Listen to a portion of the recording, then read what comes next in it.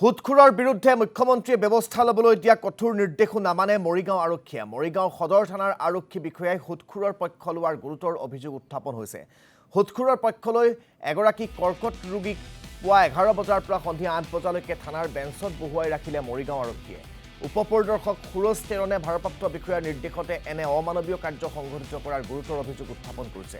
মুকুল মহন্ত নামৰ ৰোগীগৰাকীক এনে অমানৱীয় ভাৱে ব্যৱহাৰ কৰা কাৰ্যত সৃষ্টি হৈছে তীব্ৰ প্ৰতিক্ৰিয়া। এই সন্দৰ্ভত আমাক সবিশেষ জনাব মানৱেন্দ্ৰ দেৱনাথে। হয়, যি সময়ত মুখ্যমন্ত্ৰীগৰাকীয়ে কৈ আছে যে সুদখোৰৰ বিৰুদ্ধে অভিযান চলাব লাগে আৰু তেওঁলোকৰ বিৰুদ্ধে ব্যৱস্থা ল'ব লাগে, কিন্তু সেই নিৰ্দেশ মৰিগাঁও আৰক্ষীয়ে কেৰেপ নকৰে।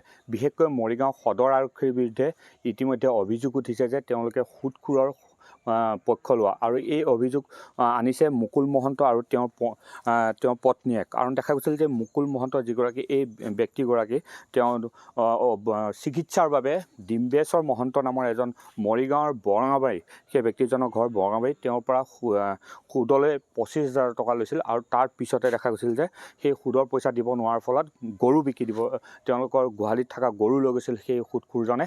আৰু তাৰ পিছতে দেখা গৈছিল তেওঁলোকৰ বিৰুদ্ধে আজি কিছুদিন পূৰ্বে মৰিগাঁও থানাত এক গোচৰ দি তেওঁলোকৰ বিৰুদ্ধে তেওঁলোকক হাৰশাস্তি কৰিছে। কিন্তু কেনেধৰণৰ এই হাৰশাস্তিৰ সন্মুখীন হ'ব লগা হৈছে আৰু প্ৰকৃত ঘটনাটো কি হৈছিল আমি সম্পূৰ্ণ তেওঁলোকৰ পৰাই জানিব বিচাৰিম। কি হৈছিল, কিহৰ কাৰণে আপোনালোকে 25,000 টকা সুদ ল'ব লগা হ'ল?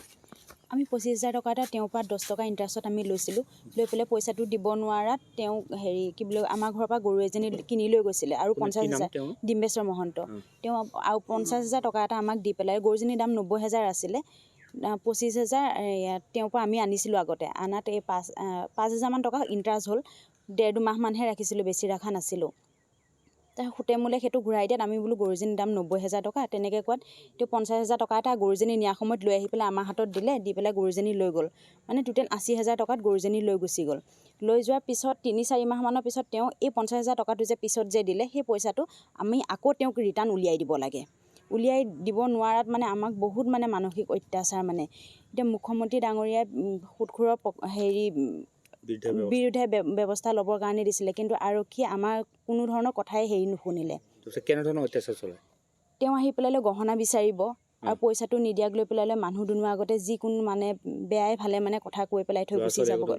ল'ৰা ছোৱালী পঢ়ি থকা সময়তো আহি পেলাই যিকোনো সময়তে মানে মানসিক অত্যাচাৰ কৰাৰ নিচিনা কৰিছে। এই পইচাটো কিহৰ কাৰণে লোৱা হৈছিলে? তেওঁক চিকিৎসা মানে অসুবিধা হৈছিলে, সেইকাৰণে লৈছিলোঁ আৰু তেওঁৰ পৰা 25,000 টকাটো। তাৰপিছত গৈ পেলাই তেওঁৱে গৈ আকৌ কমপ্লেইন দিলেগৈ আমাৰ ওপৰত এই 50,000 টকাটোৰ কাৰণে। কমপ্লেইনটো কিমান দিনৰ ভিতৰত দিছে? 4-5 দিন হৈছে? 4 দিন হৈছে। তেওঁ 4 দিন থানাত অহা যোৱা কৰি আছে। কিন্তু ছেপ্টেম্বৰ মাহত তেওঁ অত্যাচাৰত মই আকৌ তেওঁক 10,000 টকা এটা মই অনলাইন মাৰি দিছোঁ। তেতিয়া আমাৰ 80,000 হৈছিলে, এইফালৰ পৰা তেওঁ 70,000হে গৰুজনী দিয়া হ'ল। তেওঁক আৰু পইচা লাগে। তাৰপিছত তেতিয়া গৰুজনীৰ দামটো ইমানটো কমত এৰি দিব নোৱাৰোঁ, কাৰণ সেই গৰুজনী এতিয়া 16 লিটাৰকৈ গাখীৰ দি আছে। তাত কালি আৰক্ষীয়ে সুৰজ তেৰণ ছাৰে আমাৰ মানে কোনো ধৰণৰ কথাই মানে হেৰি নকৰে। তেওঁক 11টা বজাৰ পৰা 7:30 বজালৈকে বহুৱাই ৰাখিছে আমাক থানাত। আৰু তেওঁক মানে কি তেওঁৰ লগত মোক যাব নিদিয়ে। তেওঁ অসুস্থ, মই যাবই লাগিব। তেওঁ কেঞ্চাৰ হৈছিলে, 2.5 বছৰমান হ'ল হোৱা। এতিয়া বাৰু ভাল পাইছে। তাতে বহাই পেলাই ৰাখি থৈ দিছে। শেষত মই গৈ মানে তাত কোনো হেৰি নোলোৱা, আমাৰ কথা নুশুনাৰ কাৰণে মই SP অফিচত যাবলগীয়া হ'ল।